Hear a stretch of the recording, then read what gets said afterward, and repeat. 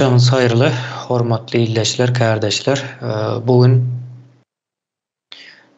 geçen hepde başlayan yığınlaşmamızın devamını edeceğiz. Tribunal meselesine kozladık. O tribunalın şu at geçen küçük yığınlaşmamız ile birlikte bugün hem devam ediyor. Belki bundan sonraki yığınlaşmamızda da devam etme mümkünçülüğü var. Eğer bugün de ol düşüp yetişmesek. Tribunalın döredilmegi barada. Türkmenistan'da o tribunalın o döremegine gerek var mı? Gerek var olsa nämeler şayatlygy diye ya da gerek yok mu? Başkaça da çözüp borma diýilen o soralar soramaldyr. Indi tribunallar näme üçin döredilýär? Tarihte da geçen ýygnançykda da aýdylýardy. Gaty adatdan daşar bir cenayetler edilendir. Hiçbir kanunda, tarihte görülmedik bir görünüşte. Onu adatı bar bolan cenayet kodeksi boyunca cezalandırıp bolanok.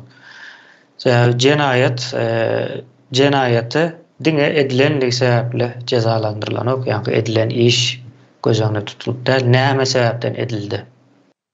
Yani bilgeçliğin etti ya da bilmän etdimi, niyeti näme etdi diýilen soralarynam jogaby gözlenilýändir.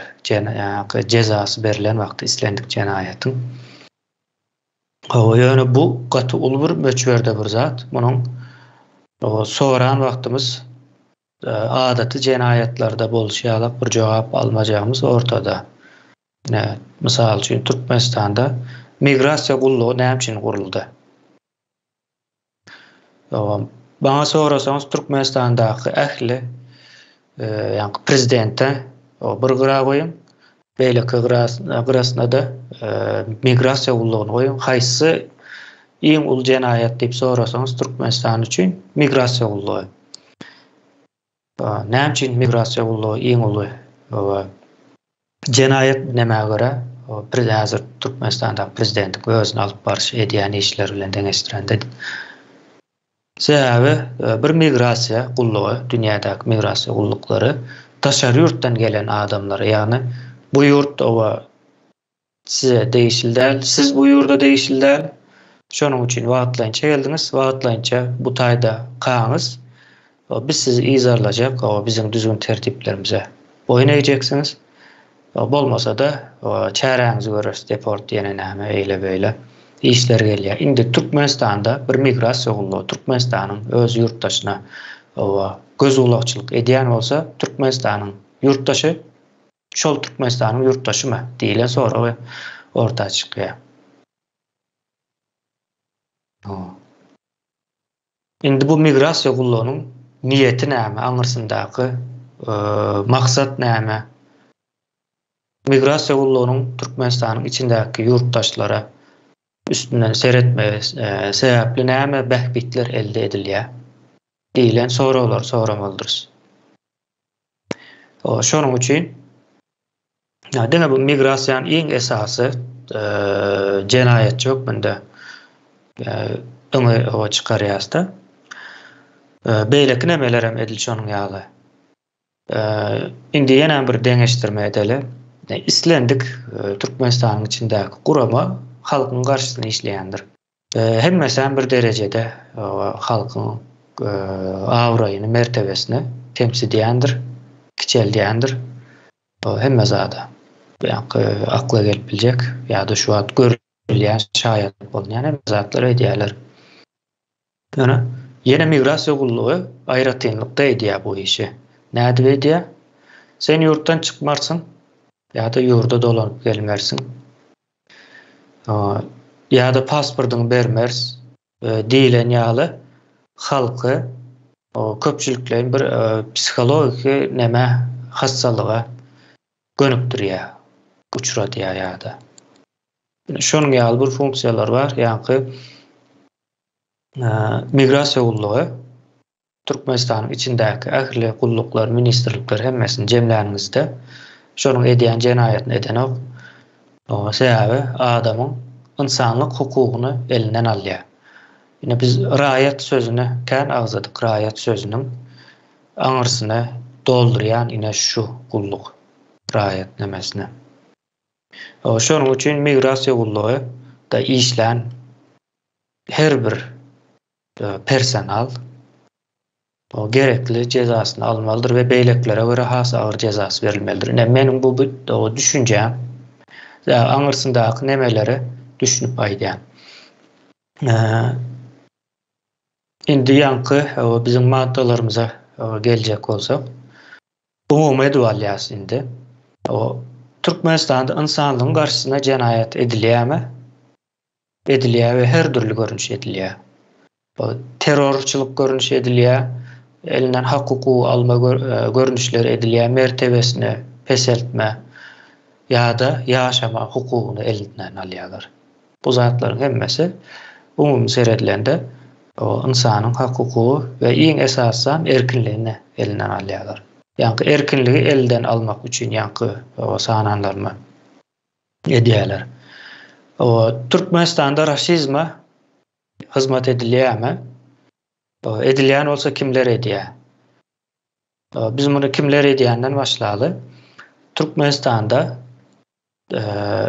ähli edaralar, ýani muallimden başlap beýleksine çelli bilip ýa-da bilmän. Indi bilmän diýilen meseleni ýaýyň içinde ýa-da goşadurnaň içinde häzirlikçi alın.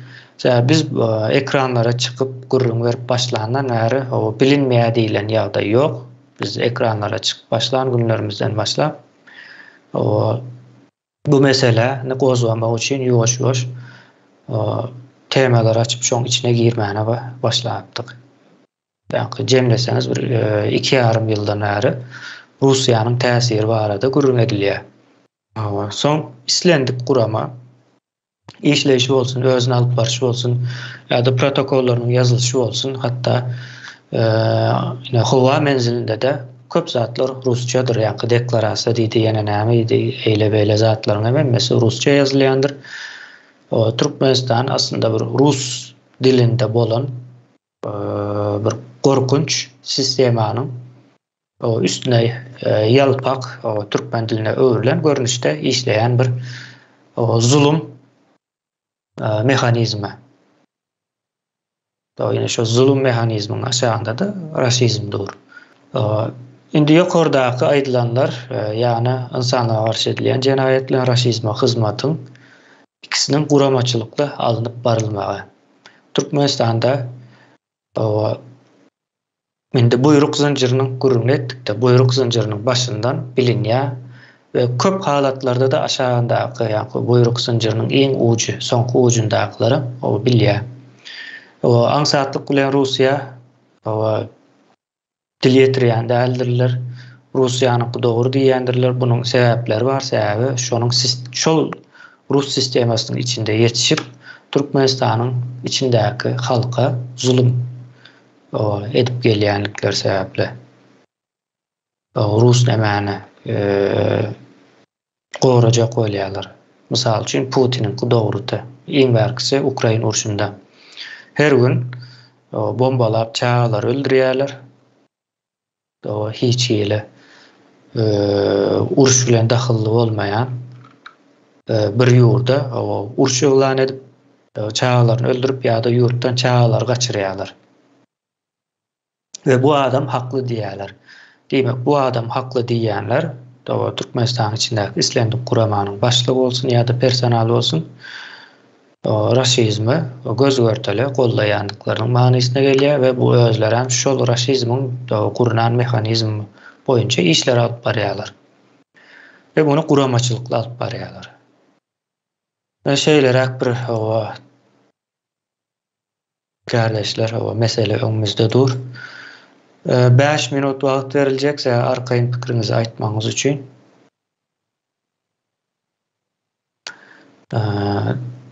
Bu mesele yani Türkmenistan'da tribunalın döredilmegi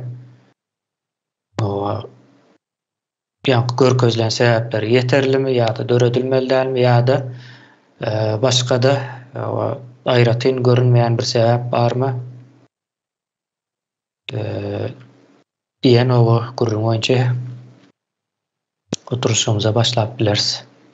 Kardeşler ova elinizi aldırıp söz alıp bilersiniz. Ova söz almak isteyen kardeşlerimizden. Eli kaldırıp durulur, merdan sana görünmeýär mi? Yok, görünen yok. İki kişi mi eli kaldırdı? Bana görünen yok şahsen. Şu an hiçiyle. Kim ön kaldırdı? Mümkünçülük ola men söz alayım. Ova. Bana görünen yok. Ben hazır onu düzeltecek olayım. Esenlikler yurttaşlar, geçýäşi. Indi şeýle tribunalın gerekli sebäpleriniň biri diýip ben düşünjem barda şeýlerak. Bu 100 ýyldanam gowrak bu tribunalın bolmagyna sebäpkar bolan hereketler barda bir milleti ýok etmeň, ýani derejesine erken öz milletiniň, öz türkmenligini, ýa-da Türkmenistanda ýaşaýanlygyň özleriniň adamlygyny ýadyndan çykarmagyň mümkinçilik döreden bir sistemaň tribunaly da we.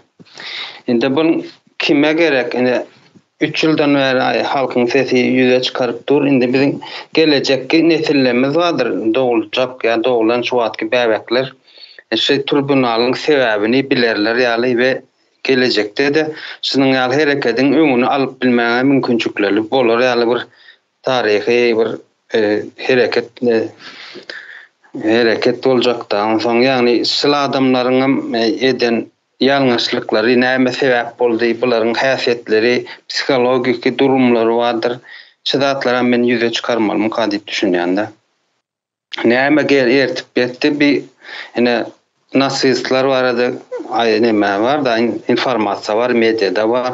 Olar bir başga halklar ýok etdiler. Ýöne biziň öz Türkmenistanlarymyz öz halkyny ýok etmäne näme sebäp boldy? Şu zatlar bir geňişleýin üstü açyljak da şunuň. Ýagny bir öz halkyny bir sistema üçin bir näme üçin nähil diýsem raşizm üçin hyzmat eden halklar näme sebäp boldy buňa şu zatlar bir ýüze çykarmana gowy bir hereket diýip pikir edýän da, ýani halkyň gelejegi üçinem go. Şeýle sesim kesen. Sağ olun. Sağ olun. Gaty möhüm demeler, bir milleti ýok etmek, o milletem ýanky öz milletdeşi, öz soýdaşyny ýok etmek diýilen ýer. Indi sözü onda Şöhret kardeşimize berelim. Salam ildeşler. Men esasen şu COVID-19 sebäpli aýdyp geçýär zatlarym bar. 3 ýylda Türkmenistanda ýol ýapdylar. Esasen öz halky üçin. Daşyndan Owganistandan, Talibandan ýa Hytaýdan delegasiýalar gelýär we Türkmenistandan käbir maşalalar, ýagny akbäbek diýdi ýa şoň medes ýa prezident şolar ýa adamlar arkan giyip çykyldylar 3 ýyl içinde. Türkmenistanyň diňe daşyndan eýsem 3 mem ýapdylar. Vilayatleriň arasyndan, şäherleriň arasyndan. Şolum arasy terror hökmünde kabul ediljekdir we esasen näme sebäpden Türkmenistanyň içini ýapdylar we şoňa kim buýrup berdiler. Türkmenistanyň hatda Covid bar diýip agyzlamadylar. Ölen adamlaryň sany belli. Bir näçe adamlar tasdiklandy, köp ýerlerde ölenler. Covid sebäpli öldü. Türkmenistanda bar diýip aýdylmady. Ne şuda göz götürjen hayatyň bir görnüşi, ödüm terror uruşy gaty elhinç. Hem daşurutdaky galyn, keselçikden galan adamlar bäri gelilmän ýa okumany okuny top gelmedikler. Bir topar maşallalar arasyny ýapdylar, görüşmekden ýa ýakynlaşmakdan gatkan elhinç zatda bolup geçýär 3 ýyl içinde ýollar ýapylmagy sebäpli.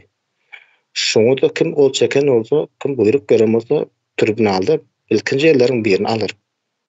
Esasy çykatymy sorardym. Sözümü oturdum. Gaty möhüm bir deme. Genosidam öz içinde alıp barýar, ýa-ni koronavirus sebäpli ölenleri ýa-da bejergini hepmiz ady gizlediler, beklediler oňny. Sözü Parat kardeşimize berýän. Assalamu alaikum hörmetli kardeşler, o yurttaşlar. Sizin için minnettar, sağ olun. Benim ödevimde fikrimi aýdyp geçtim. Yankı kardeşim beni doğru bir geçti. Hükman tribunal dördülmeli. Neyem şu dördülmelilerini gelecekki nesillerimiz ve de yine şu olarak terörçülüklü halka karşı edilen zulümleri, halka karşı terörizm yüze çıkmayı alıyor, unalmak için. Birinci olsun. Unalmakta her zaman tarihte yatıda durmalı, çağına öğrenmeli, ne için bolup ne de edilipdir cevapları. Şoň üçin hükmani diýip düşünýän men. Tribunal. O zaman halkın edilen insanlığa karşı edilen cinayetler de insanlığa için hiç kimse görülen yok. Orun işgaller yani, vayan işgaller, orun işgaller yani insanlığa, adamı şeklinde gören yoklar. Kim deyip bilýärler de hükmet raýatyna. Edilir jawy adaşy yurtdan adan ileni aly, özleri gözden çıkan aly. Bile ehtirmen kim deyip bilýärler. Ondan hayvatat gokup görýärler ha. Oğuzun ne paraşa. Porto iki aýsandan oňa söz bermek gurunok, sorak bermek gurunok diýip halky gorkup raşydym yani. Raşydym bol. Raşydym ýöňürlerde. Diňe taňa oğuzun ne paraşa. Oňa sorak bermek gurunok sen.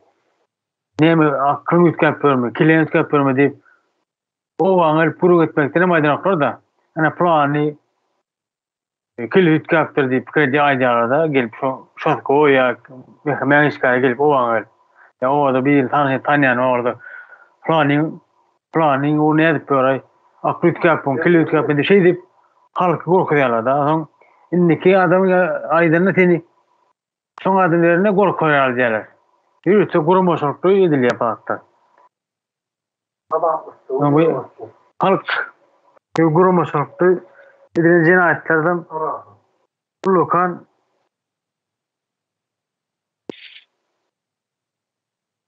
ne guramaşykly edilen cinayetleri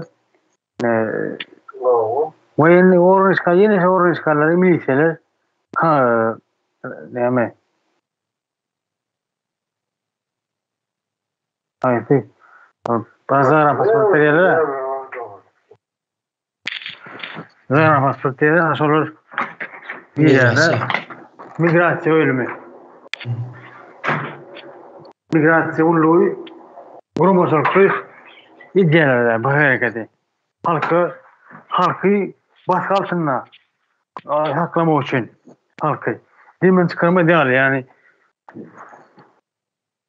hakkını isleme diýär gorkup idilýär jinayet idilýär daşlar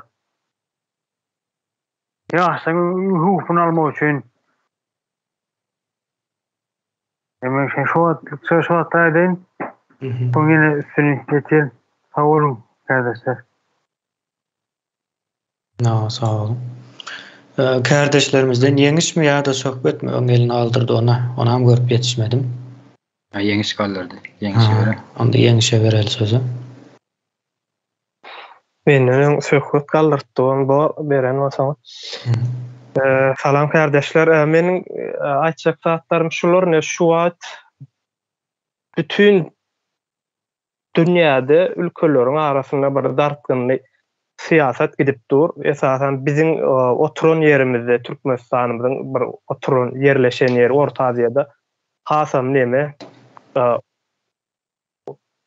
ot yalının içinde diyen yalla yani o Afganistan tarafından eýem uçgunlar çıkıp başladı.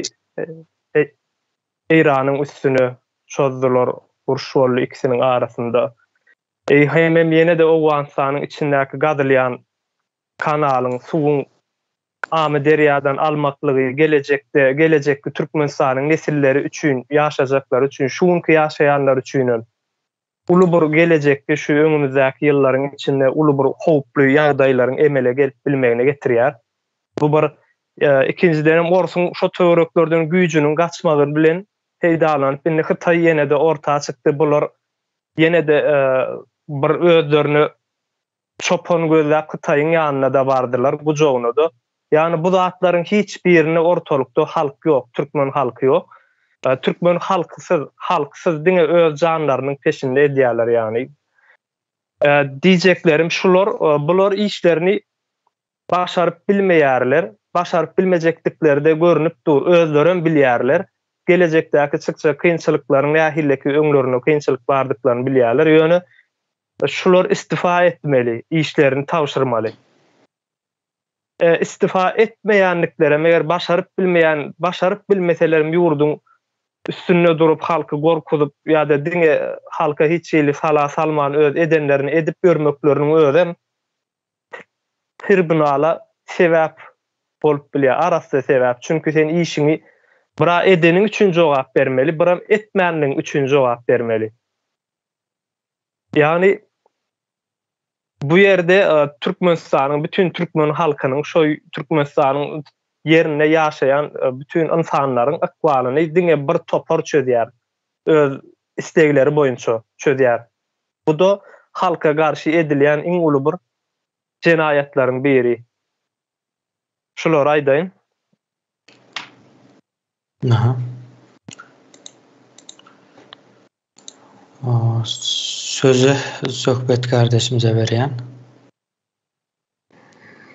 Sağ olun söz bereňize. İlk bilen bir näme birazcık tesir berjek bolýanlar, hökümet asliyetini, hökümet näme? Ýa-ki näme bolýar? Yani bunu köp ýerlerde agda geçdikde ýene bir şuňky temamyzyň üstüne gelemizden üstünden birazcık aýtlar geçsek bolmaýar. Hökümet islendik bir ýurdun hökümeti, şo öz ýurduny, öz watanyny, öz halkyny, gelejegini keskitde, yani geleceğine umut bağlap, yani östürmek için hizmet edýän bir guramy, yani bir topar hökümet. Öz watan üçin, öz döwlet üçin, öz halk üçin hizmet edýän bir hökümet topar bolup bilýär. Topar bolsun, tapar ýok hökümet, gurup bolsun, nemesi ýok ýöne. Şonuň asıl maksady öz ýurduny daşardan we içerden awanyp biljek howplardan gorap, öz halkyna ähli bähwitleri, ýa-ki gowy tarapdaky bähwitleri we halkyň 100 ýyl öňüni görüp şu döwleti östürmek üçin goýulan bir hyzmatkär, ýa-ni hyzmatçy hökümet. Ýa-ni halk saýlaýar. Biz gynansak da häzirki wagtdaky goşadyrnagyň içindäki hökümetimiz, ýa-ni hökümetimizden hökümet näme işler edilip görülenini biz 2019-njy ýyldan bäri aýdylyp gelýär. 2 ýyldan, 3 ýyldan aýryp hatda aýdylyp gelýär, ýöne şolar näme iş edip barýanlyklaryny biz açyk çykyrýardy. Hakykatdan hem açyk ýa-ni ortada görünüp dur. Ýani bunu gizläp bilseler hem gizleme mümkinçilikleri ýok da aýdylyp gelýär, ýöne näme sebäpden sesini çykaran oklar. Onun üstesine de ýani hakykaty uzaklaşdyryp, halkyň aňyndan uzaklaşdyryp, halkyň aňyny provokativ hereketleri bilen ýa sözler bilen, propaganda sözleri bilen halkyň aňyny ters tarapa urup durmak üçin ýürüýte belli bir kişileri ortağa çıkaranlarlar, ya bir toparları ortağa çıkardılar. Yani bilkastlayın ortağa çıkardılar. Bu demek näme demek? Yani sen halkyňa, watanyňa, toprağına hyzmat etýän demekmi? Yani Türkmen halkynyň şu wagtky Türkmenistanyň ähli başyna gelýän problemalary ýurdun daşyndan bir haýsam bolsa bir güýçli döwlet tarapyndan getirilen o. Getirilýär Russiýa bağlı döwlet diýip agda geçdik da bunu bärde. Russiýa hakykatdan hem bağlı olan suud etdik. Yani Russiýa öz adamlaryny getirip, öz eskerlerini getirip eden oklar Türkmenistanyň içinde. Şu wagtky Türkmenistanyň goşadyrnagy içindäki hökümetiniň üstü bilen getirip oturýarlar. Hökümetim ne belli. Awa. Indi daşyndan awanyp bilje, ýani ýeňiş kardeşimiz agda geçdi, ýa men aýtjakdym dilimden aly. Ne goňşy Owganistanyň su meselesi ortağa çykypdy. Yani ulu bir döwlet derejesindäki problema, döwlet derejesindäki.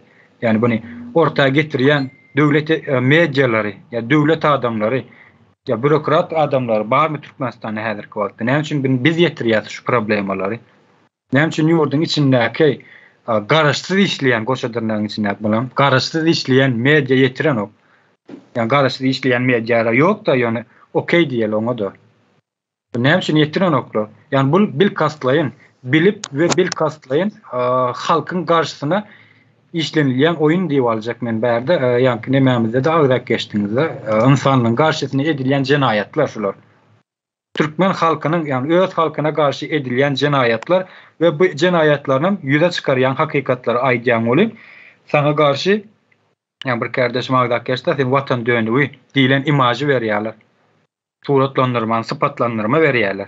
Ya bu däme diýmek yani bu 20-nji asyrda adamzada garşy edilýän terrorizmiň bir görnüşi ya terrorizmi gollaýan manyny beren okmy? İstenlik bir guramasyny alsaňyz alyň häzirki wagtda ýurdun içindäki.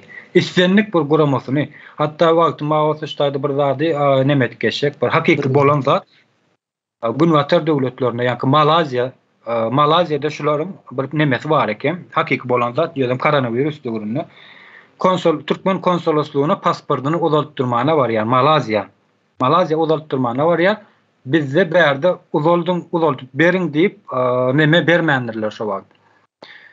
Buyruk bermändirler. Malazya'da pasportlar uzaltyp beriň diýip Türkmenistan tarapyndan buyruk berilmändir. Yani hakyky bolan zat yani konsoloslugyň işgäri pasportunu uzaltmana baran bir watandaşa diýär. Näme etmeli bundan soň ýurduma gitmem, ýurda gitjek bolsaň ama samolyot ýok, uçak ýok Türkmenistana gitmäni. Bilemok men, ya garaşmaly bolarsyňyz biz näme buýrup gelýänçe diýilipdir. Zerep näme diýmek? Ýa-ni sen bir döwlete ýol başçylyk edýän bir edara ýa-ni konsulluk, ýa-ni şu ýurtdaky türkmen watandaşlaryna hyzmat edýän. Onda da buýrup gelenok, ýa-ni bu näme diýmek? Ýa-ni Türkmenistan'da öz başdak diýerler, öz başdak däl. Türkmenistan'da 30 ýyldan bäri adatdan daşary ýagdaý dowam edip dur. Adatdan daşary ýagdaý. Döwlet dolandyrylana gotaýdy. Diňe söz bilen dolandyrylýar. Ýani Taliban, Awganistan, Taliban. Şo taýda kanuny hereket dowam edýärmi? Edenok. Diňe Talibanyň buýrugy boýunça ýerine ýetirilýän. Edil bolar şu Talibanlar ýa-da terrorist topor, insanlyga garşy, adamzadyň ýaşaýyşyna garşy döredilen bir topor. Terrorizm gorama. Yani bunu sen illüstrasiyadan geçirecek bolsaň hökmany ýagdaýda tribunal döretmek mecburiyetinde galýan. Yani isteseňem döredýän, istemeseňem döredýän bu tribunaly. Ýa edilen jenaýatlaryna hökman her bir adam bu gaçyk gitselerin bu zynjyrlama görnüşinde tapylýar, o izi sepler gidýär, bir adamy ýetirsen, çağırsan, bir adam tapsan, ýetik buň aňatyna çykmasy.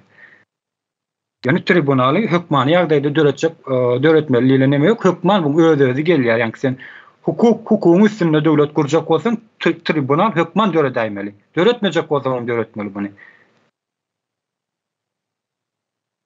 Şeýle şunu aýtjakdym, sag bolun. Sağ ol. Sözü Şöhrat kardeşimize berýän. İldeşler esasen aýdyp geçmek zatdyr. Ýa-da çykartylýan migrasiýa gullukları bularyň etýän işini Türkmenistanyň her bir watandaşy bilýär, edip görän işlerinden. Özlerin boyuna dalýar, ýagny Türkmenistan pasport berilende migrasiýa tarapyndan daşary ýurdatmak üçin Türkmenistanyň pasportynyň eýesi Türkmenistan goragy astyndadyr diýip, ýagny ýol ýapylanmaklary Türkmenistan daşynda näçe müňläp birleşmemiz ýogulanlar bar. Gatykän her bir döwletlerde olar hiç kim ne goragy astyna aldy, ne de ýurtuna ýetirdi, ne de bir şert öğretdi. Hatta so ýerde Türkde mazarlykda käbir watandaşlaryny jaýlap pul toplap, terist toplap jaýlayanlar hatta azar berip başlady köpsüne.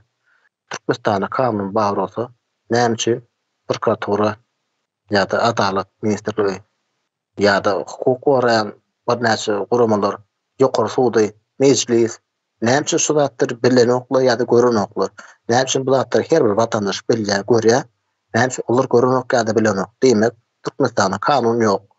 Kanun ýok bolsa bu zatlar barym gurumçyk edilýär.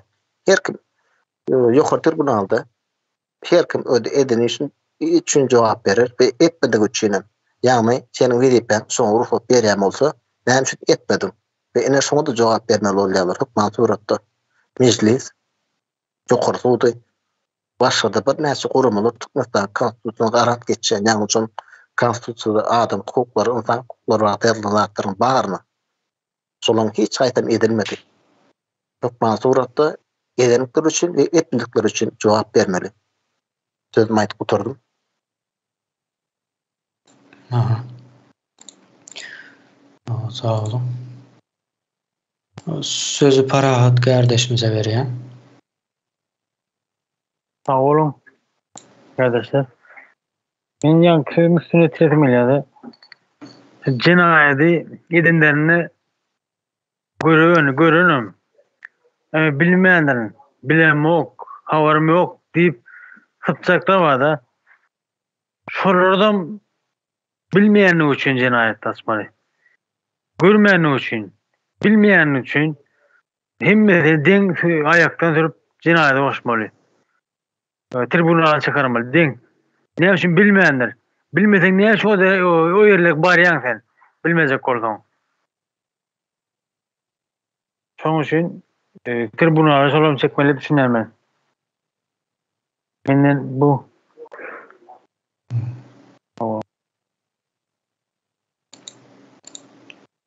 Yeňiş kardeşimize söz vereyim.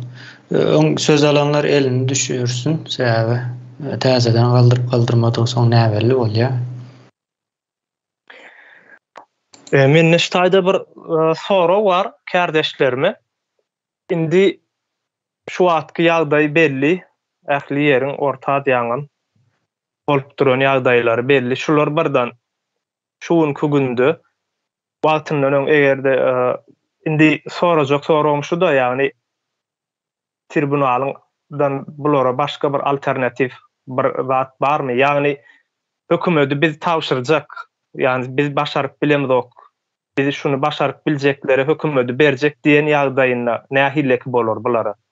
Tribunal ýagdaý geçirir ýa-da bary birini etjeklerini etdiler, tawşyrsalaram, tawşyrmasalaram jezalaryny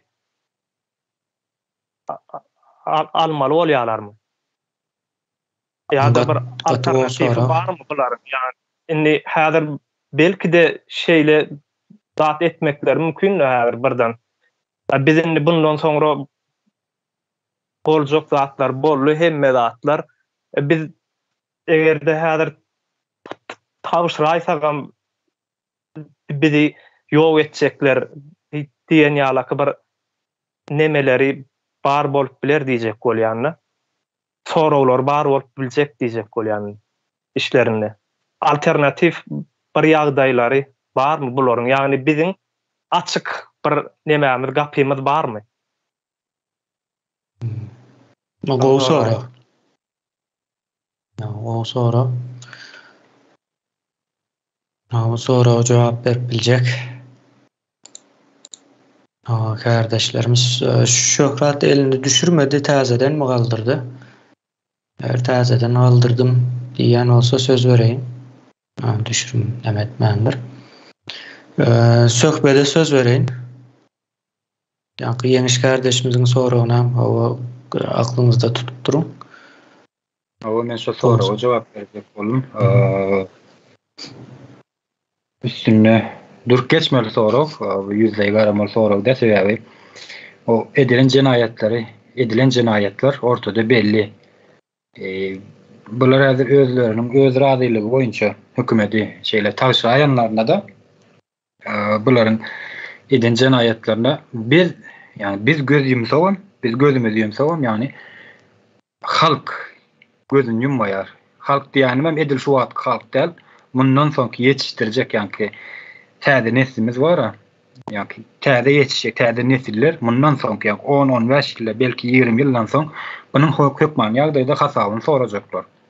Yani siz şu wagtlar şu edilen cinayetlerin esasında näme sesiniz çıkarmadyňyz diýip. Eger biz buny cezalandyrman şeýle goýaýsak, goýaýan ýagdaýymyzda bu birinji varianty, ikinji varianty bular öz, yani men görüşüm bilemek ýalanyň şolda da ýalňyş diýip bilersiňiz, bular öz islegleri boýunça hökümeti şeýle meýletin tagşyrma nemeleri, istekleri yok häzirki wagtda. Eğer bağ bolsalar başgaça oyun oynardylar häzirki wagtda. Men görüşüm yok. Şonuň üçin soň eçenni görüşjekdiklerini ya soň eçen durjakdyklerini özlerini aýdyp otur. Nähilek zatlar başa gelse gelsin. Biz soň eçen durýar diýerler. Soň eçen duraýan ýagdaýlaryny da soňunyň mundan soňraky ýagdaýlarynyň has beter boljakdygyny, başyna has beter iş aljakdyklaryny o zatlarym belki bilýändirler diýip umyd edýän ýöne bilmeýän zat ol. İstenip bir adam göz bilen seretsen, bärde halk bütünleyin halkyň nemesi gidýär-de, ýani döwlet derejesinde aýaklanma gidýär bärde. Şonuň üçin bular etjek jenayetleriniň netijesini, eden jenayetlerini we häzirki ýagdaýda mundan soňky etjek jenayetleriniň garşylygyny eger biz hukukyň üstünlüğünde bir döwlet kurjak bolsak, hökmen çäresini bermeli bolar. Yani benim fikrim şeylere.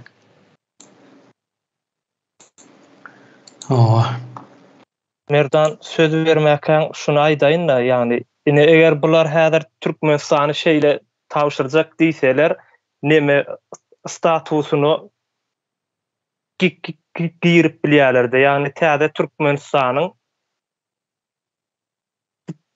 töredilmegine ýardam eden statusyny girip bilýän ýagdaýlar bar diýjek bolýanlar. Şu tarapyndan bir üns vermegimiz gerek. Ýani eger häzir şu wagtdan istifade edip bir hökümeti başarýan edip bilýän adamlara tawşyrýas diýip aýtsalar, onu şular ýani kıyınlaştırman hemem öňümizde päsgelçilik bermän ölüm ýetimsiz berjek neme ýagdaýlarym barda. Nawa hemme zat dikkate alınmaly ýagdaýlar. Sözü Şöhret kardeşimize vereyim. Başka beýle kardeşlerimiz hem söz alsa gowy kan diýen. Men şol ýanky ýeňis kardeşim aýtjany boşluklarym bar. Öz şahs pikirim. Olar ol hereket bilen esasan hem öz çağlaryny, masalaryny halat etbilirligi çolmandy. İlkinji etjek zatlary. Ol ahly urşlarda akbaýda götürilýär. Erwedin ýarlyň aýtmagam biram gowlukdagyň bir alamat şolam edilýän işin ýarlyny bäri aýtmagam. Bul edilen işler ýokary sud öz jogap berer, ýokary sudyň kesipdirmese bolar ýöne ýokma suratda öz bilen edilen taşyran hökümetine ýa-da akbaýdan galdyran adama şolam bir ediljek jezatyny ajagmasy goşmasa bir pul edilme mümkin. Olum gat gowlap eger şu derece barsa ýöne hukma suratda öz çağlaryny halat edip bilerler, özüni etmeseler. Çünki çağlary hiçli el gana barmadyk. ýa bir şonýan işlere urmadyk. Bolan ýagdaýynda. Aýdyp oturdum. Sağ olun. Sözü Cennet kardeşimize vereyim.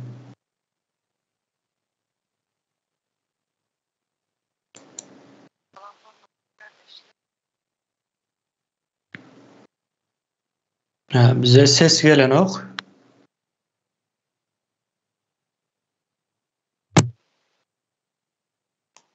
Şimdi geleyim. Salam hormatly kardeşler, aziz ildeşler. Ne geçen saamyzda Türkmenistanda tribunal meselesi barada girişetdik. Ama indi tribunal meselesi näme üçin mühim? Indi täze Türkmenistan gurýas, onuň üçin kirlilerden arındırmalı, ýagny tämizlemeli we gaýdyp kirlenmezligi üçin gidilmegi mühimdir tribunala. Tribunal bu adatdan daşary halka açyk kaziýet, ýagny adalet oturgucı. Ne gynansak-da Türkmenistan diýen ýurdumuz bar, emma onuň içinde ne döwlet bar, ne hökümet. Tutuş bir jenaýatçy topary ele geçirip eden nedip ilke Soýuz döwri 70 ýyl Soýuz ýykylyp Türkmenistan öz baştaklygyny alan soň 32 ýyl Türkmen halkynyň elinden hak hukuklar alındy. bilimsiz, soğutsuz koydular. Halk genosit edildi. Buların hemmesi de Türkmenin el bilen ettirildi. Bu ağzalıp geçelen cenayetçilerin ucu izarlananlar raşistlerden gelýär. Bular da biz bir näçe çykşylarda giňişlerini aýdyp geçdik. Şonuň üçin başda aýtışym ýaly täze Türkmenistan üçin bu tribunal meselesi möhümdir. Edilen cenayetler subut edilip, cenayetçilerin cezasy berilmelidir. Gaýtalanmazlyk üçin. Beýle halkara tribunal suutlary bir näçe ýurtlarda boldy. Şolaryň birde Nürnberg tribunaly. Bu tribunal Germaniýanyň Nürnberg şäherinde halkara harby ceza tribunal. Nazi liderlerine karşı 1945-1946 yıllarda geçirildi. Ve onda Amerika, Angliya, Fransiya, Sovetler Birleşik Devletleri dava açtılar. Tribunalda Nazi liderlerin halkara sözleşiği bozmağı, insan hukuklaryny bozmağı, Yevrey halkyn genosit etmek bilen aýypladylar ve olara ağır cezalar berildi. Bizim şeýle tribunallardan ugur alıp, yurdumuzda insan hukuklaryny bozmağı, Türkmen halkynyň 100 ýyllarça genosit edilmegi ve raşistleriň Türkmenistana ýetiren ziyanlar ýaly meseleleri garalmalydyr. Ine şoň üçin möhüm bize bu tribunal. Türkmenistanda haýsy budagına baksaň insan hukuklary bozulýar. Sebäbi yurt cenayetçiler tarapyndan yönetilýär. Olar ähli budaklaryň depesine 8 ayakly jandar ýaly çöküpdirler. Ve şeýde raşistleriň protokol bilen mehemeler 6-njy addeler migrasiýa gulluklar tarapyndan Türkmen halkyny gorku astynda tutýarlar. Yurtda söz azatlygy ýok. Taşar yurtlara da rahat girip çykyp bilen ýoklar.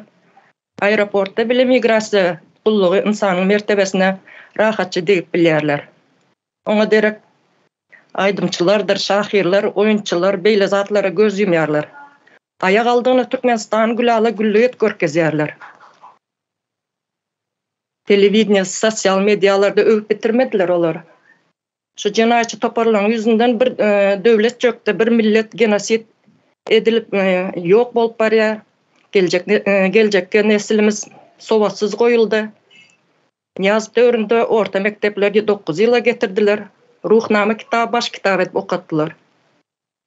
Ondan başga da yurdun içinde güýçli depkinde korrupsiýa dolaşýar. Her ýerde para teşkis bilen işini bitirýärler. Okuwa, işe girjek bolsaň para, iň berkisi pasportyň täzelejek bolsaň da ähli proseduralar para bilen bitýär. Bu cenayetçi toparlar Türkmenistan resurslary da halka yetirmän, özler satyp ýyp bitirdiler. O da az oldu. Halkyň elinde baryny aldylar. Olar yurttaşyna çykmasyna mejbur goýdular. Şol sebäpden de halkyň 60 götermi işläp bilerje gatlagan yurttaşyna çykyp agyr şertlerde maşgalasyny ekleýär. Ýoksa öz watanymyzda 13 trillion dollar üstünde resurslarymız bolup durup daşary yurtlarda gulçylyk etmiyoruz. Bu durumları düşünüp karşı çıkanlara da ovadan depe türmelerinde 30 yılın dowamında 50 miňden gowrak yurttaşlarymyz göz kıyın ýagdaýda çüýretdiler, ýok etdiler. Şonuň üçin bizim Türkmenistanda ovadan depe tribunalyny etmeli. Bu eden etdiliklere, zulümlara soň berilmesi üçin de. Sözüm jemledim, sağ olun. Sağ olun. Sağ olun. Yankı Cennet kardeşimizin sanap geçen meselelerinin hemmesi bar hakikatten hem yani bir milleti yok etmek için edilen bir cenayetinde bir milleti yok etmek hemmesini kırmaktan geçen ok. Dil tarihi bilen oynasan millet ittiye. Bunun ýalyk bir görnüşleri bar. Soň hakyky manyda bir genosit bar Türkmen jemgyýetiniň içindäki ýetişen intellektual şahsiýetleriň kişileri ýok edilmeli. Ýöreýte saýlanyp Yo dilen ýa Türkmenistanda nähil genosit bar diýip soralsa akylly adamlaryň, intellektual adamlaryň ýok edilýän görnüşi. Däki genosit bar diýip aýdyp bilersiz. Başka söz almak isleýän barmy? Ýeňiş kardeşimiziň beren soragy hem gaty möhümdir. O soragy ýygy-ýygydan aýlanyp gelinler. O sözü Parahat kardeşimize bereýin. Minnettar sözüňize kardeşler. Ýa-ki ýeňiş kardeşimiziň soragyny başardymça jogap berjek bolan başaramok istifa edecek diye jogap karşı jenaşekden togulýan bolýar-da. Oňa bolonok içeňeden soň toňundan bağışla men bilmeýändirin diýip bolonok ýankaýdan soragyň aşagyna girýär.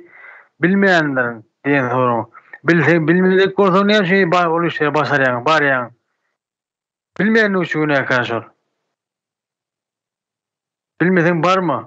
Oňa içeňede soň bağışlaň men başarmandan bilmeýändir oňa ýok, bütün milletiň bir Türkmen sowlukan ýurdun durmuşyny bitirdiň, geleceğini bitirdiň sen. Şu pikirde. İnternetten ýok etdi, halky bilgiden alkaly, ilmden bilimden näme şeýle alyp barýar şu an. İzaly. İlli şeýle barýar. Komşu döwletlerimizden. Yani Türkiýeň özünden 70'li ýyl barýar. Şu näme sebäpden? Şol ýokardaky başlanyň tamdykyna sebäpli. Şoň ýalňyşyp bilip bilmeýän sebäpli. Näme jümle bilmeýänni satmak ýok. Tutmaýmak jogap bermeli tribunallar. Sağ ol.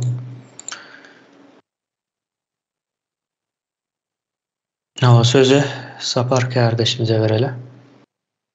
Sağ ol kemine. Men bir zadyň aşagyny çılatym 50 ýatlyda indim. Ne geň bir zat bardyr. Bizem şoňa kendir üns berem yok. Ne Türkmenistana hökümetiň gelme prosedurasy ýokdur. Düýünden ýokdur. Gitme prosedurasy ýokdur. Bular näýle geldiler, näýle işleýärler, näýle ýaşaýarlar. Ne bir sorak alamaty. Hakykatdan Türkmenistana döwletiň çalışma, ýani taýla ulen gelip, taýla ulen gitme dille, ýani aýdylýan bolmagy mümkin bolýan. Şoň hiç bir hukuky normativ prosedurasy düýünden ýok. O bir ikinci saýlaw etme altyapysy ýok. Türkmenistanda 70 ýyl nemesinde de ýokdy. Soňky nemesinde de ýok, 30 ýylda da. O saýlaw geçirme mümkinçiligi ýok. Ýani saýlaw geçirdik diýerler. O prezident bolup ýörler. Şu karankylyk neme var? Indi bulan gitmeýänniň sebäbi bu prosedurasy ýok. Yani gidende näde gitmeli, gelende näde gelmeli, hökümet çalışanda näde çalışmaly. Bu ýanky bir toporuň ýurdy eline geçirdiği diýilýän demäň näçe nemeti, şoňa tuutnamasy. Prosedurasyny gurup bersek, ýene gitmeseler näme? Ýok, gurup bereniň bilen ýanky bular ilkule gitmeli, päde bir Türkmenistan oň prosedurasyny dol bir ýanky guruji bir unsur gurmaly döwleti. Şu döwlet gurulmadyk. Manysyny berýär-de şu wagtky neme? Şoň üçin de guruji mejlis diýilýän nemeni döredönüň düýp sebäbem şodur. Ýani döwleti ilkule gurmaly, Toň bundan ýa garaşýan da adyňyzy garaşyp bilersiňiz. Bolmady gurulmadyk döwletden halk bir zat kantama bolup ýör. Bularam ýa allap, muğlap, propaganda bilen neme bilen o etjeklerini edip bölürde. Hiç narda jogap beren oklar. Ümit berýäňizmi? Şulan jogap berýän zady barmy? Ne halka, ne kanunyň öňünde halk bilen gürleşen ýerlerim ýok da. Hatap berýän ýerlerim ýok. Düşündirýän ýerlerim ýok. Hiç bir meselede yani tezini çıkarman geçiştirip berýärler-de. Covid meselesinde. Misal, insan sizin görýän, bilýän nämäňiz. Barym diýmediler, ýogum diýmediler. Bu dünýede bitdi. Yani şu anda senin analiz alıp bölür. Ya da ne yugurdun taşına halk 60% halkı çıktı da. Bu çıktım diýen ok. Dämçin çıktım diýen ok. Döwletde ýaşap bolan ok. Düzgün ýok. Şoň üçin çykýar da. Halk ýaşar ýaraklar, şoň üçin çykýar. Men şu atlar ýatlydaýyn diýdim birleşlenmede bilin hökümetim o gelme gitme düzgünü ýok bolsa bular gitmeýär. Ogluny berdim etdi, aldım diye. Taýda da garaşdyryp bölür. Şu atlar bir ýa-ni gödöňünde tutuň diýip demedýän, şonu ýatlydaýyn diýdim. O ta bolun.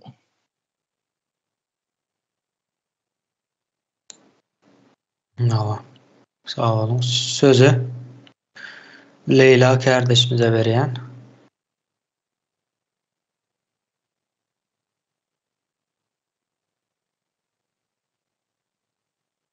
Salam kardeşler. Men diktator Haramkulyga bir murajaatym barda. Şunu murajaatym yazdım. Şunu okusam bolamy? Mawa. Haramkuly Berdimuhammedow bizani başımıza bir kanun gelip aldı. Ondan soň oğlunam bir kanun saýlawsuz saýlaw geçirgen kişi bolup oturup aldılar. Oğlu bilen.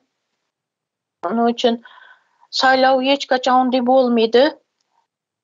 Bu saýlaw emas. Saýlaw 28 mayda Türkiýede bolup ötdi. Ana oşa hakyky erkin saýlaw.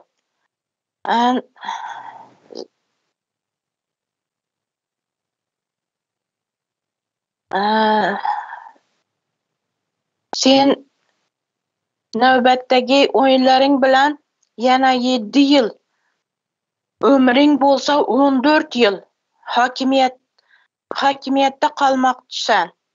Yana siyasi oyun kılmakdasan.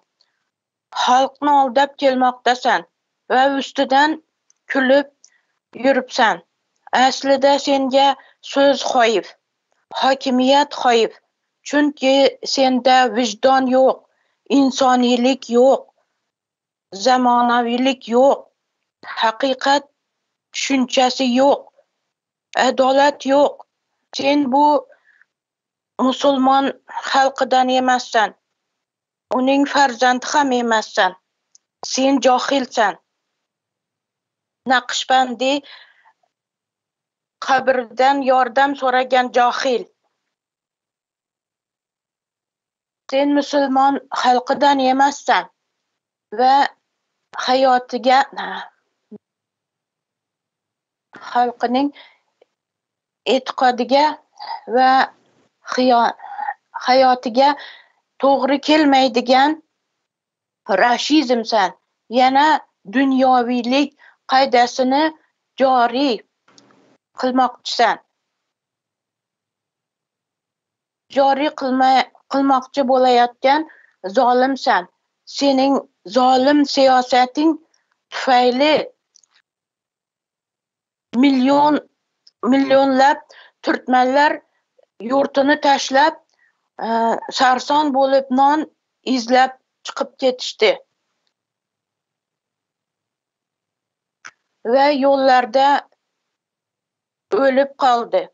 Başka memleketlerde öyleleri kaldı.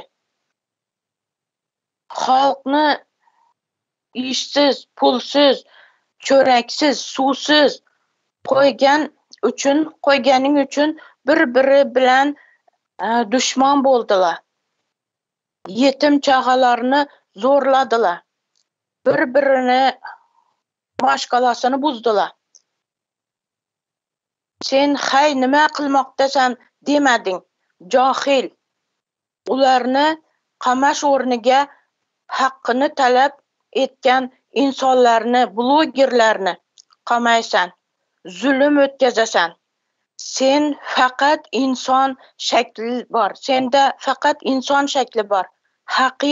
Haqiqatni yo'lini to'sib kelyapsan. Sen prezident emassan. Sen jahilsan.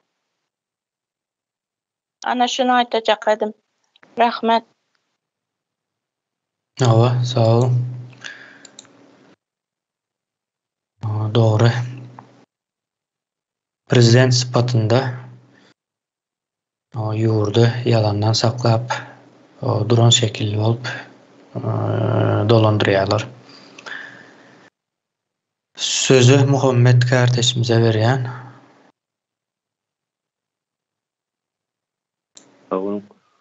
Söz alanlar ellerini düşürse. Leyla kardeşimize de sağ olsun aydan katı yerlikli maneli bellikler aydık geçti. Men lüstrasa hakkın lüstrasa hakkında birim sanki gurungne de oturun meselelerinde boyunca tribunal hakkında bir aydık geçecek, onun bolması hükmani birinci bilene tribunal, ikinciden lüstrasa sebebi bu yerde giden var halkın, milletin akvali ortağı ölüp dur. Saydıdan şöyle nemani misal getirmek isteyen bir toprağı misal getirmek isteyen bir toprağı hazır üstünde işlenmese ya da şu topraktan hiç de öndürüp olmayacak dereceye getirilen sonra ziyan verilse şunun ziyanı ya da şu topraktan önüm alıp olma mümkünçülüğü gittiye katı kânu atlıp son gel bizim milletimizin hem halkımızın üstünde şeyle işler edildi. Degradasya geçirildi. Katı halk uluğur degradasya geçirdi. Hazır tribunal bolmasa bundan sonraki nesiller tribunalın nämeliginden belki yarına saklap bilecekler. Nämeliginden bilecekler. Lüstrasada şu yağday 3 nesil, 4 nesil layihelendi. Görünüp duranlar temelde şoň üçin tribunal hükmani diýip hasap edýän häzirlikçe şu aýtjam. Sağ olun. Allah sağ olun.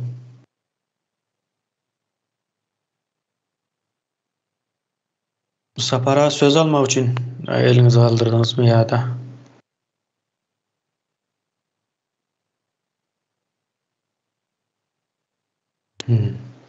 Yok kemini.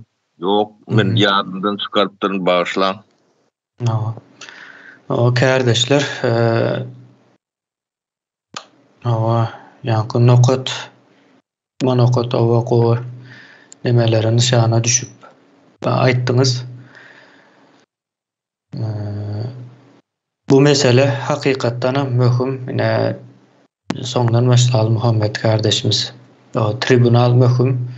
Lüstrasya tribunal yalık o açacağın olmaz. Lüstrasya katı uzun bir vaktin devamında alınıp barılacak bir iş. Yani anırsına çelle o çıkılmalı bir işte. Böyle tribunalda göze görünüp duran o cinayetçiler var. Kuruluşlar var cinayeti işleyen. Olur ortada. Olur için ullakan illüstrasiya, bir giden derin evler, gerekli däl, ýa-ni açyk ortada edilen jenayetler sebäbi. Ondan soň bu adamlaryň ýa-ni şahslar ortada. Şahslar ortada. Mysal üçin 2-nji Jahan urusunda Hitler etdi ortaya çykyp ýa-ni edilen jenayetlaryň edilmegine. Demek soň ýandaky adamlar bardy, onu gollan. Şol adamlar göne o sud edildi, ýa-ni tribunal formatynda ve dünýä açyk. Bizde de halka açyk ve görülmeli. Türkmenistanda şu tribunal bolmasa halka, jemgyýete Türkmenistanyň bir kanuny bir döwlet boljakdygyny sud edip bolanok.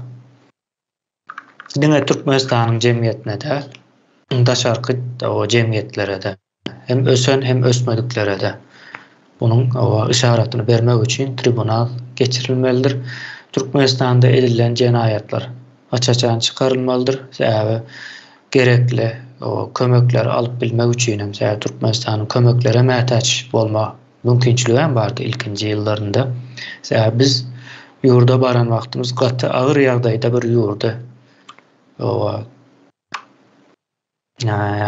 ya tavşyryljak ya da elimize aljak. Şonuň ýaly bir ýagdaý bar. Ýa-ni agyr bir näme ýagdaý boljak. Şonuň üçin Türkmenistanyň nähil ýagdaýlardan, nähil kynçylyklara, nähil zuluma sezawar edilendigini görkezmek üçin tribunal bolmalydyr. Yani en berkisi odan depe näçe adam girdi ve şu taýda näçesi diri çykdy. Bir ullakan bir genosit edilýän bir lager.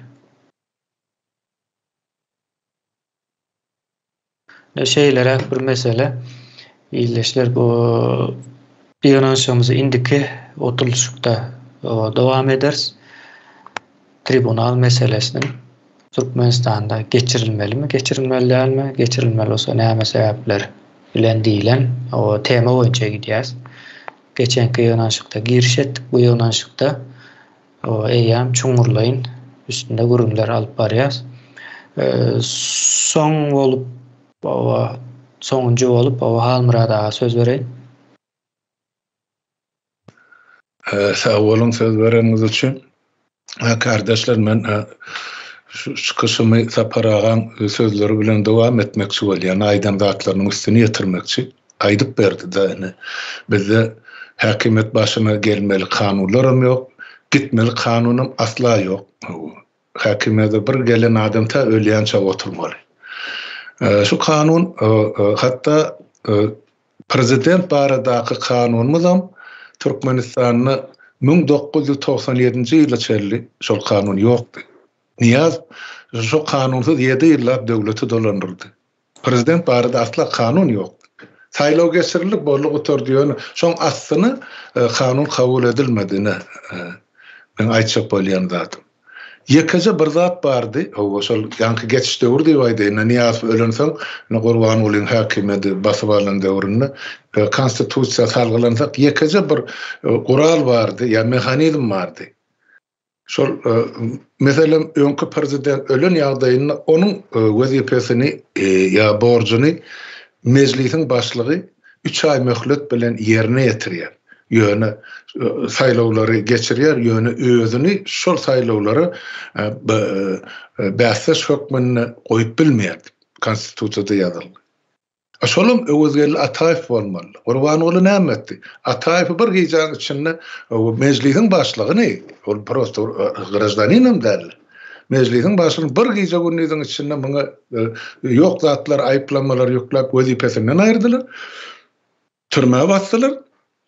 On ornuna da Gurban olyny goýdular. Şol döwür Gurban olyň wezipesi vice-premier, ýa hökümetiň başlygynyň ornmasary. Ol kanunçylyk bilen hiç ýyl gatlaşygy ýok. Ene şol adam geçirilmelidir saýlawy. Gurnamaly.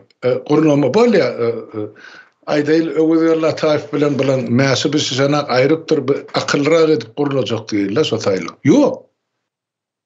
ol şo saýlawda özüni dalaşar edip görkezdi. Ýam şol konstitusiýany gurbany bir günüň dowamyna 2 gezek bozdy. Konstitusiýada bizde iň esasy baş kanuny hasap edildi.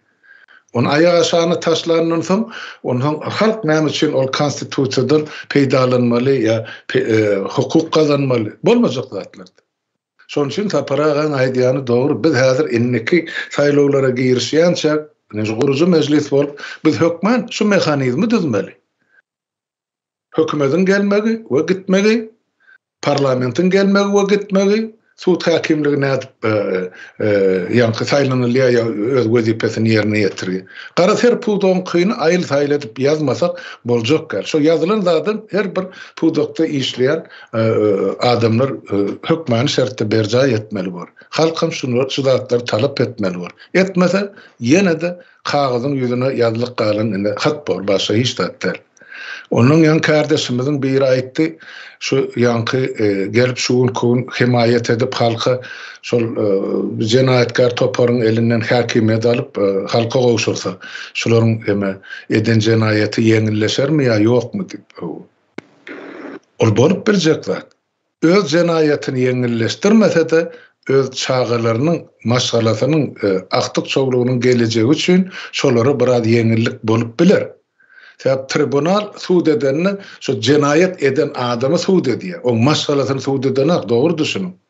O maşgalasyny suud etsek beýleki adyl suud bor. Ine olar kesitler. Näçe ogurlapdyrlar, nira karşylapdyrlar, nirde gizgatdyrlar. Ýa-ni kemene aýdyp geçdi-de şol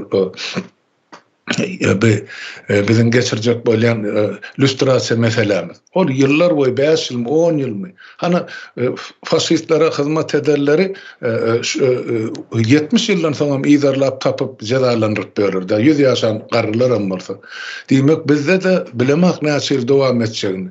O internetiň ösen zamanyny, wagtyny men aýdyp biljek adam ol uzak möhrede çekdirmez öňkü ikinji jahan urşundaky jenayetler ýa. Elbette derrew tapylar görünür, bilinir ýa-ni kardeşimiň biri aýdyp geçdi. Şu jenayete gatnaşan bir adam tapylsa, şoň ähli kelebin şu öz çöşläp berýär, öz adyny maşgalasyny halas etmek üçin. O zatlaryň göz öňüne tutulur. Ýöne tribunal biziň bilýän zadymyz, ýa-ni German faşistlerin eden jenayetini şolaryň iň ýokary wezipeli ýa şol ideologiýasyny dol gollan we şolary dowam etdiren ýa beýleki German halkynyň aňyny ornaşdyran esasy kärliýe wezipeli adamlar jedalandyrdy. Iň ýokary jeda. Beýlekileri allylar 10 ýyl, 50, 30 ýyl türmesin. Ol başga gep, ýöne esasy jedalandyryş çaresi şol genosidi ornan adamlar edildi. Bizde de açık genosid. Niras aýtyp bu da galsan genosid ýan kemen aýdyp berdi. Iň esasy mesele hany bizde açık görünüp dur. Odan nepel jenayet. Näçe müň adam otadan geçirildi. Şaýatlyk gerekmi bize? Ýan bara bol. Hany Eýraly türkmen garyndaşlarymyz aýdyp berdi. Kimiň başyna näme düşendi? Indi şolary zulüm ederler, jedasyny çekmelilermi? Elbette çeker. Şolary biz hökümetiň adyndan şu nähak çeken jedalar üçin bulary ýa maddi material kömek gollaw ýa hun tölemelilermi? Elbette tölemeli. Şu pullary nerden almak? Ine şu 32 ýyllap halkymyzy ýa talap gelen haramzadalardan almaly. Nira dünýäň haýsy kunjuna gizgen aýsyn tapylyp getiriljekdir. Ýöne ýene bir mesele bar, iň soňky bagyşlan şu ýa-ni hakimeti ýa-ni bize tawşyrmak barada, halka tawşyrmak barada gurrun ozgurlyda onu saparaga aýdyp berdi kemine bilen eden söhbetdeşligini. Menem şoň tarapdary. Olar gowşur islese de gowşuraýmaly, islemese de gowşurmaly. Inni olary çykary ýöräre ýol galma diýe petiklerini hemme ýerler. Putin kakalarynyň hana bugun olmasa ertegi gitjegi görünüp dur. Hytaýlylarym hana olary meýam Orta Aziýany ýygnap başlady, ýöne ol 5 tane Orta Aziýany ýol başlady, ol 5 döwletiň halky däl. Halklar isläne Hytaý bilen arkalaşyň bolmaly. Şular ýaly şertdi. açık ayan şertde, den hukuklu şertde elbette sevda edip bolur. Emma ol men sana şoň kard berýän tenim şoň aşagyny çykyp biljekler, erti şo kardyň hasabyny goran ýorlamy, nämelemi, jaýlamy, beýleklim elinden alyp özüm ketip bulunjak diýdi. Ine bize olar ýaly sevda gerekken. Indi kim edip biler şu mark? Men öz görýän zatym. Indi şol hakim edi. Şolun elinden alıp halka kim tavsiye bilir. Men görýän zatym, ýani halkar ýani dünýä tejribesine bar zatlar. Şolar ýaly diktator döwletlerden beýleki rejimlere geçmek üçin esasy güýç bolup hyzmat eden halkyny bular harbalar. Ýagny pagonly harbalar. Ol harby bolan bilen hökman ol bugün nogdy ýaly ol yaranjyň generaller dälle. Hana tarihten görseňiz seredin hana Badyr devletlerin tarihinde leytenantlar var, kapitaller var, mayorlar var. Ine orta grupdaki ofisier çiğinleri öz golasyndaky eserler bilen hakime dağdar halka verdiler. Menin pikir edýän bizim Türkmen halkymyzyň şu gün kuun ýemesini alsak, ýagdaýyny alsak, iň az korrumpirlenen, iň az paran hereket edýän ýer harby gulluk bolýar. Näçe? Sebäp harby gulluga çağırıp eser bolup çağırylýarlar, harby gullugyň 90 mäş götermini tutýardy. Galan 5-10 göterim we kiçi çyly, orta çyly, ýokary çyly ofisiýerler. Diýmek 90 göterim halk şu düýün ejir çekip oturan, şuň ejir çekip oturan halkyň ogly. Olar öýlerinden geldi. 18 ýaşa gulluga çağırly. Olara bar gitdi Gurban Gulyny gorajakmy, enen atan bähbidin näsen, olar höwes bilen öýden atasyň ýa obasyň bähbidini gorar halky bilen. Ine men bil baglaýanym şol. Diýmek bizde de şolar ýaly mümkinçilik bar. Eger biziň harby eskerlerimiz ýa orta grup ofisiýerlerimiz şunu ullanjak diýdi. Gerek bolsa soňra halk şolary dogduk tepesinde altyndan ýadygarlyk dikär şol adamlar. Şolar ýaly genotsidden, şolar ýaly zulümden halkymyzy alyp çykarlyk üçin. Ine men şonu ýatladym dedim. Sağ bolun dinleýän üçin. No, sağ ol. Al burada. Onda bugün ýygnanşygymyzy jemledik. Kardeşler, indiki ýygnanşykda dowam etmemiz üçin. Sağ olun.